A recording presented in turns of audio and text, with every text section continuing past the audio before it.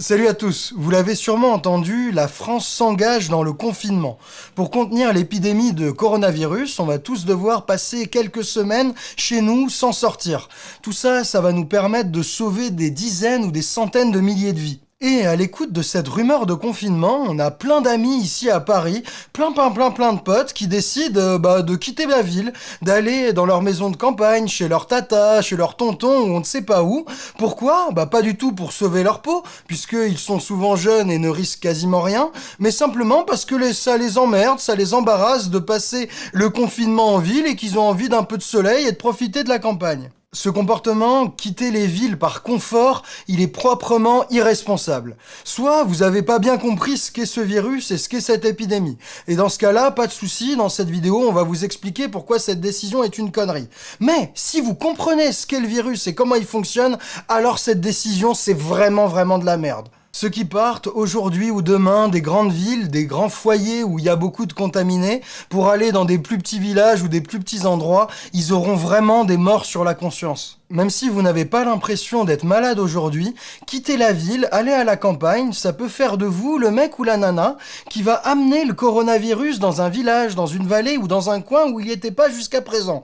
Et donc ça va faire mourir des gens alors que vous auriez pu vivre le confinement tranquillement chez vous et ne contaminer absolument personne. Là, j'en entends certains d'entre vous se dire « Non mais ça va, je suis pas malade aujourd'hui, j'ai rien. » Ok, mais deux choses. Un, tu peux très bien être contaminé et être contagieux sans avoir le moindre symptôme. Et deux, il y a un temps de latence entre le moment où tu es contaminé par le virus et le moment où tu développes les premiers symptômes. C'est la période d'incubation et, pour le coronavirus, elle peut monter jusqu'à 14 jours. Ne pas se sentir malade aujourd'hui, ça veut absolument pas dire que t'as pas déjà chopé le virus et que t'es pas déjà contagieux. Donc, quand des personnes quittent la ville pour leur confort, elles peuvent très bien ne pas se rendre compte parce qu'elles n'ont pas de symptômes et que les gens autour d'eux n'en ont pas non plus, mais elles vont être la personne qui va amener le virus plus loin qu'il ne l'est déjà aujourd'hui. Et ça, quand on sait à quel point le virus est dangereux, c'est complètement inconscient. Une petite piqûre de rappel pour que vous voyez ce que fait vraiment ce sale virus. Quand on regarde les cas testés positifs, eh bien le virus, il envoie 20% des gens à l'hôpital. Et il y a 5% de cas très graves qui ont besoin d'être soignés en réanimation. Et vous êtes peut-être pas au courant de ce que ça veut concrètement dire être traité en réanimation pour le coronavirus, mais ça veut dire être sous anesthésie générale, être branché à une machine qui respire à ta place et rester comme ça pendant 12 à 14 jours si t'es pas mort avant. Ça veut dire que chaque patient très grave ou critique, les 5% des cas dont on parlait juste avant, quand ils arrivent en réanimation, ils y restent pour quasiment 2 semaines, branchés à des machines et tout. Faut savoir qu'aujourd'hui en France, il y a 5000 lits tout équipés de réanimation avec toutes les machines qu'il faut. Et évidemment, tous ces 5000 lits de réanimation ne pourront pas être consacrés que aux patients du coronavirus. Faudra continuer à sauver les gens qui font des infarctus, des AVC, etc.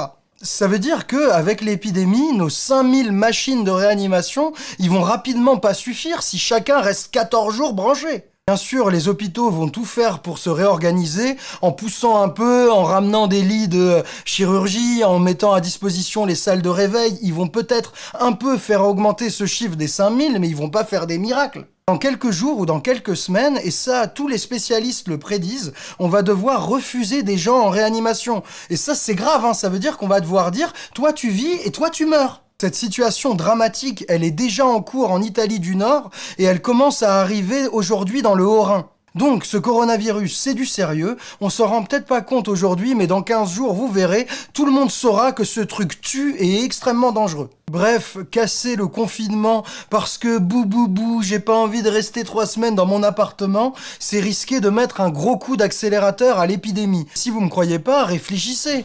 En allant à Saint-Laurent-des-Arbres ou à Knott-le-Zout, vous allez croiser des gens sur la route, vous allez parler à des gens à la gare, et si vous y restez vraiment 3, 4, 5 semaines le temps du confinement, vous allez faire des courses, vous allez forcément croiser des gens et vous serez un risque de leur transmettre potentiellement le virus. Franchement, se barrer de Paris, quitter les villes pour son petit confort, ça devrait être répréhensible. On devrait tous vous le faire payer. En Italie, quand ils ont annoncé le confinement de Milan et de l'Italie du Nord, c'est exactement ce qui s'est passé. Il y a des milliers ou des dizaines de milliers de gens qui ont pris la bagnole, pris le train, pour aller ailleurs, dans les montagnes, dans le sud ou je sais pas où, et ils ont tellement disséminé l'épidémie que les autorités, après, ont dû mettre tout le pays en confinement parce que des gens se sont conduits comme des irresponsables.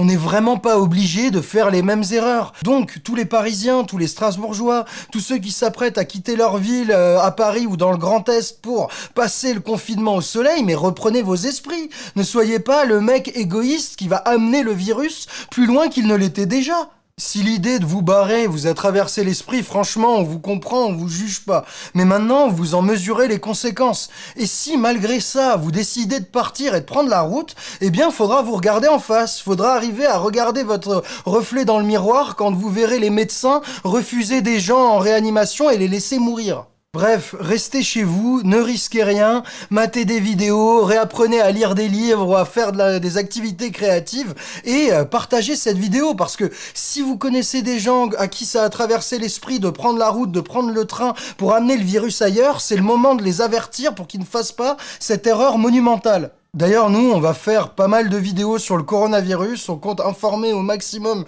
sur cette épidémie, du coup, n'hésitez pas à vous abonner à notre chaîne et à cliquer sur la cloche pour avoir les notifications YouTube. Et si vous voulez soutenir notre travail d'information et mater des vidéos qui vous apprendront plein de trucs, n'hésitez pas à vous abonner et à aller voir sur notre site osonscomprendre.com. Mais le plus important, le message de cette vidéo, c'est soyons intelligents, restons solidaires, restons calmes, suivons les consignes et prenons soin des uns des autres. N'ayons pas des conduites irresponsables juste pour notre petit confort. Voilà, c'était un plaisir de partager ça avec vous. Faites tourner le message au maximum et franchement, prenez soin de vous.